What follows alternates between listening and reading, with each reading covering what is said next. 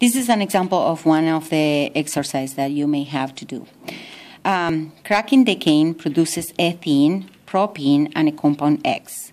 Give the name and the formula of X. We can do actually the formula, the display formula, and that's what I'm going to do first so you understand how it works. And later we are going to work directly with the molecular formula. Maybe it's much easier for you to understand after you see the display formula. So first it's going to be decane.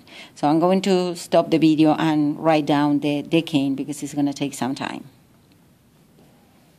Okay, so I have here 1, 2, 3, 4, 5, 6, 7, 8, 9, 10. That is decane.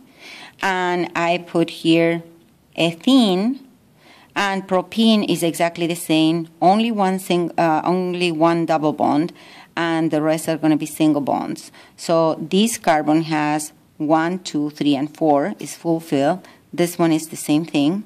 This carbon has 1, 2, 3, 4. This carbon has 1, 2, 3, 4. This carbon has 4 hydrogens around. The easiest way to do this is calculate the molecular formula of this one. So it's going to be carbon 10, hydrogen 2 times 10 is 20 plus 2 is 22. And it's going to give me carbon 2, hydrogen 4 plus carbon 3, hydrogen 6. If you count, it's going to be that. Plus the amount of carbons and hydrogens are going to be the same. So it's going to be carbon 10 minus 5. 10 minus 2 is 8. Minus 5 is 5. So carbon 5. And then hydrogen, 22 minus 4 minus 6 is 12. Carbon 5, hydrogen 12. Which makes sense because the rest has to be an alkane. And if you multiply 5 times 2, which is 10 plus 2, is going to give you 12. Now, how many carbons it's going to have? 5. 1, 2, 3, 4, 5 are missing. So basically what we have is a broken molecule here that is going to form the ethene. The rest are going to be the propene here. And this hydrogen is going to go all the way here. So what we are going to have is 1, 2, 3, 4, 5 with the hydrogen that it was missing.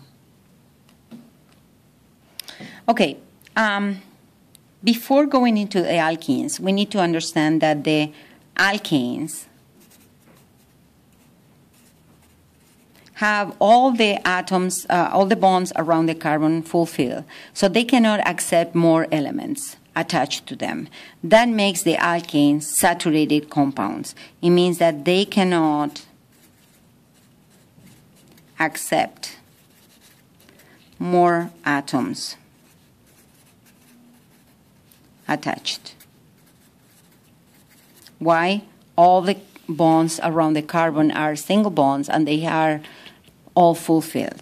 Now, the alkenes have a double bond.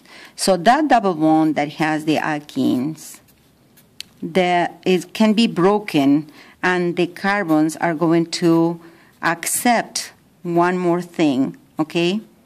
X and Y, anything that can be attached to that. So instead of having a double bond here, we are going to have a single bond and something attached.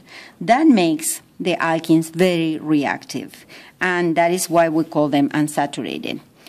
Remember, saturated, they cannot accept more things like the solutions, for example, that when they are saturated is because they cannot accept more solute.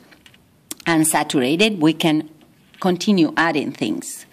But before going into the reaction of the alkenes, we are going to see how they are structured and the isomers and everything.